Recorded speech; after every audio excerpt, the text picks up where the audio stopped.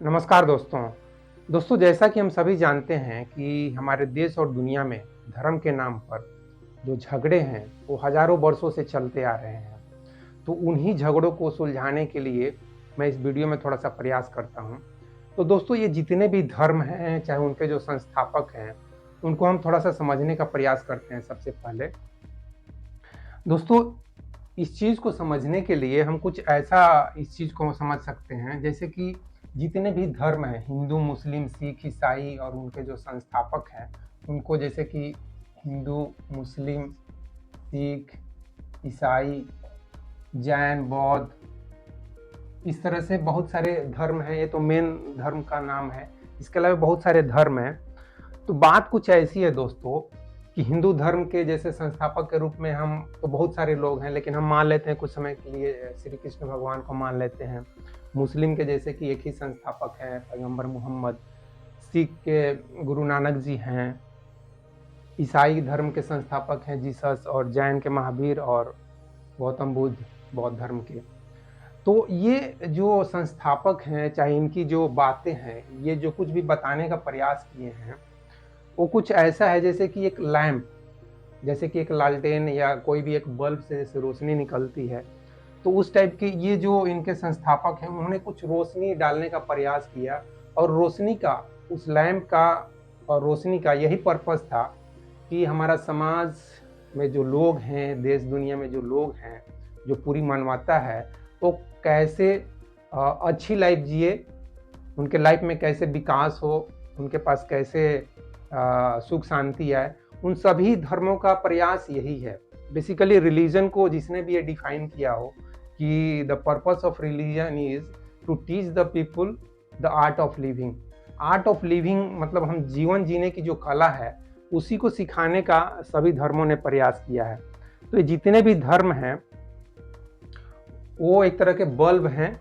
तो हम यहाँ फिलहाल इस तरह के ये सभी बल्ब हैं, और एक तरह से ये हम 3 यहाँ मान लेते हैं या 4 मान लीजिए। ये एक लैंप पोस्ट जैसे हैं, और ये लैंप पोस्ट और इनके जो फॉलोअर होते हैं, लाइक हिंदू धर्म के जो लोग हैं करोड़ों में, मतलब इंडिया में अगर 80% या 75% जो लोग हैं हिंदू धर्म वाले, उसी तरह से मुस्लिम धर्म के, पूरे धरती पे मान लीजिए, तो जो फॉलोअर होते हैं एक तरह से वो ये जो लैंप पोस्ट है, ये लैंप पोस्ट के अगल बगल में खड़े हुए लोग होते हैं। इस तरह से जो लोग हैं ये हिंदू धर्म वाले हो गए, इसी तरह से यहाँ मुस्लिम धर्म वाले हैं, इसी तरह से सिख धर्म वाले हैं, और इसी तरह से बाकी धर्म के भी लोग जो हैं अपने अपने लैंप पोस्ट के नीचे में खड़े हैं। कुछ ऐसा ही है, जो भी फॉलोअर होते हैं कुछ इसी तरह से अपने को आइडेंटिफाई करते हैं। जैसे हिंदू धर्म, मतलब जो हिंदू धर्म के लोग हैं वो श्री कृष्ण के बारे में या राम जी के बारे में या वेद पुराण के बारे में या रामचरितमानस, रामायण जो कुछ भी है उसके बारे में कुछ भी नेगेटिव सुनना पसंद नहीं करेंगे। उसमें जो कुछ भी है वो सब कुछ सही है, सब कुछ परफेक्ट है, ऐसा समझते हैं। उसी तरह से मुस्लिम धर्म का भी वही स्थिति है। जो भी फॉलोअर होते हैं कुछ इसी तरह के, मतलब कट्टरपंथी जो कट्टरता होती है उनके अंदर, वो ये लोग इसी तरह के फॉलोअर्स होते हैं। बट अगर इन सभी धर्मों को ठीक तरीके से समझना चाहते हैं अगर आप, तो मेरा क्या सजेशन है, और हमें करना भी ऐसा ही चाहिए, कि हमको इस लैंप पोस्ट के नीचे से बाहर निकलकर यहाँ पर एक ऑब्जर्वर के रूप में आपको आकर देखना चाहिए। यहाँ से ये लैंप पोस्ट के नीचे से, लैंप के नीचे में खड़े होकर आप मत रहिए, लैंप से अलग हटकर एक ऑब्जर्वर के रूप में आइए। यहाँ एक ऑब्जर्वर के रूप में आइए। ऑब्जर्वर होने के लिए, ऑब्जर्वर मीन्स साक्षी भाव, जिसको अध्यात्म में आप देखेंगे कि सभी धर्मों में मेडिटेशन की बात जरूर होगी, ध्यान करने की बात, अपने अंदर की शांति को बढ़ाने की बात, या अपने अंदर की शांति को अनुभव करने की बात। सभी धर्म, हिंदू, मुस्लिम, सिख, ईसाई, जैन, बौद्ध, सभी धर्म में आप देखेंगे इनर पीस की बात होगी, आत्मा की बात होगी, परमात्मा की बात होगी, आत्म शांति की बात होगी, सेल्फ अवेयरनेस की बात होगी। तो ये ऑब्जर्वर होने का मतलब यही है। आप सेल्फ अवेयरनेस आपके अंदर जब बढ़ेगा, आत्म जागरूकता जब बढ़ेगा, तभी आप एक ऑब्जर्वर के रूप में किसी भी लैंप पोस्ट के नीचे आप खड़े नहीं रहेंगे। आप अपने को हिंदू से आइडेंटिफाई नहीं करेंगे, मुस्लिम से आइडेंटिफाई नहीं करेंगे, ना ही सिख, जैन, बौद्ध, किसी भी धर्म से अपने को आइडेंटिफाई नहीं करेंगे, बल्कि आप सभी धर्मों के बाहर निकलकर एक अलग जगह पे साक्षी भाव के रूप में, एक ऑब्जर्वर के रूप में खड़े होकर सभी धर्मों को देखेंगे कि हिंदू धर्म क्या कह रहा है, मुस्लिम धर्म क्या कह रहा है और बाकी धर्म क्या कर रहे हैं, और उनमें जो कुछ भी अच्छाई है, खासकर पॉजिटिविटी को देखेंगे, तो आपको लगेगा कि नहीं यार, सभी धर्म जो है ना एक ही चीज बताने का प्रयास कर रहे हैं, वही द आर्ट ऑफ लिविंग। मतलब हम कैसे अच्छा कर्म करें, हमारे अंदर की जो अवेयरनेस है, क्रिएटिविटी है, इंटेलिजेंस है, हमारे अंदर का जो आर्ट है, जो कला है, जो जीवन जीने की कला हो, चाहे कुछ कर्म करने की कला हो, आर्ट ऑफ वर्क भी होना चाहिए, आर्ट ऑफ लिविंग भी होना चाहिए, जो कि श्री कृष्ण का मेन पर्पस ये है, आर्ट ऑफ वर्क बताना, कर्म सिद्धांत। हम उनका कहना है कि हम जो कुछ भी लाइफ में पा सकते हैं वो हम कर्म के बल पर ही पा सकते हैं। तो श्री कृष्ण का तो बेसिक एक तरह से मैसेज है उनका। उसी तरह से बाकी धर्मों में भी देखेंगे तो जैसे कि बौद्ध धर्म में देखेंगे कि वो ज्यादा अवेयरनेस की बात करते हैं, ज्यादा कर्म करने के बारे में वो ज्यादा बात नहीं करते हैं। बौद्ध धर्म में ज्यादा सेल्फ अवेयरनेस की बात करेंगे, मुक्ति की बात करेंगे, निर्वाण की बात करेंगे, कर्म पे बहुत ही कम फोकस करते हैं। तो एक तरह से इसको ऐसे भी देख सकते हैं दोस्तों कि सभी धर्मों को हम क्यों ना मिला कर देखें, और साथ ही यहाँ हम ये सभी धर्मों को एक साइंटिफिक दृष्टिकोण से देखते हैं। मतलब एक तरह से मैं ये भी कहना चाहता हूँ कि हिंदू, मुस्लिम, सिख, ईसाई या कृष्ण, पैगंबर मोहम्मद, जीसस, चाहे गुरु नानक, महावीर, गौतम बुद्ध के साथ में हम यहाँ गैलीलियो, आइंस्टीन, न्यूटन, कोपरनिकस, इस तरह के जो इंटेलिजेंट लोग हैं उनको भी साथ में रखते हैं कि गैलीलियो क्या कह रहे हैं, आइंस्टीन क्या कह रहे हैं, न्यूटन क्या कह रहे हैं, कोपरनिकस क्या कर रहे हैं। इस तरह से जो बड़े बड़े साइंटिस्ट है 300-400 सालों में जो भी साइंटिस्ट हुए हैं, तो ये सब साइंटिस्ट भी क्या कर रहे हैं, और ये जो बड़े बड़े इंटेलिजेंट लोग रिलीजियस फील्ड के हैं वो लोग क्या कर रहे हैं, सबको हम मिला के ऑब्जर्व करते हैं, सबको अपने दिमाग में समझते हैं कि कौन क्या कर रहा है। तो मेरा कहने का मतलब है जो कुछ भी रिलीजियस कॉन्सेप्ट है, सिद्धांत है, बातें हैं, उनको थोड़ा सा हमको पॉजिटिव दृष्टिकोण से पहले तो देखने की जरूरत है, और साथ ही साइंटिफिक दृष्टिकोण से भी देखने की जरूरत है। अब ऐसा नहीं जैसे कि हो सकता है गैलीलियो के कुछ विचार आइंस्टीन से न मिले, बल्कि आइंस्टीन के कुछ विचार गैलीलियो से न, क्योंकि आइंस्टीन बाद में आए हैं, तो गैलीलियो के कुछ बातें हो सकता है आइंस्टीन कहें कि नहीं उनकी बातें तो बहुत बेसिक्स हैं या कुछ गलत हैं।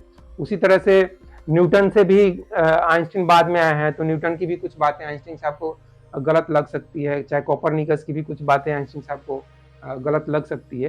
तो मेरा कहने का मतलब ये है दोस्तों कि ऐसा नहीं कि गैलीलियो कुछ गलत बता रहे हैं या आइंस्टीन कुछ गलत बता रहे हैं या न्यूटन, किसी का भी पर्पस गलत बताना नहीं है। हो सकता है बाद में जैसे जैसे हमारी समझ बढ़ते जाती है, हमारा अवेयरनेस बढ़ते जाता है, वैसे वैसे हमको लगता है कि आइंस्टीन की वो बात गलत है, चाहे गैलीलियो की वो बात गलत है, न्यूटन की वो बात गलत है। उसी तरह से इन सभी के बारे में भी सोचिए ना दोस्तों। मैं वही बोलना चाह रहा हूँ कि हिंदू धर्म में, मुस्लिम धर्म में, सिख धर्म में, क्रिश्चियन धर्म में जो कुछ भी बातें हैं, हो सकता है कि उसमें कुछ कमी हो, कुछ खामी हो, कुछ गलती हो। तो उस गलतियों को क्यों पकड़ना भाई, अच्छी चीजों को क्यों नहीं हम पकड़ते हैं कि इसमें हिंदू धर्म में क्या अच्छा है, मुस्लिम धर्म में क्या अच्छा है, सिख धर्म में क्या अच्छा है, बाकी धर्मों में क्या क्या अच्छाइयां हैं, उन सभी अच्छाइयों को पकड़ते हैं। उसी तरह से साइंस में भी जैसे कि साइंटिस्ट लोग तो वही तो करते हैं कि गैलीलियो साहब से अगर कुछ गलती हुई तो आइंस्टीन उसको पॉइंट आउट नहीं करते, अरे गैलीलियो ने तो ये गलत बोल दिया, ये गलत बोल दिया। गैलीलियो का मजाक नहीं उड़ाते हैं, जो कि हम लोग धर्म वाले क्या करते हैं, यही सब गलती करते हैं।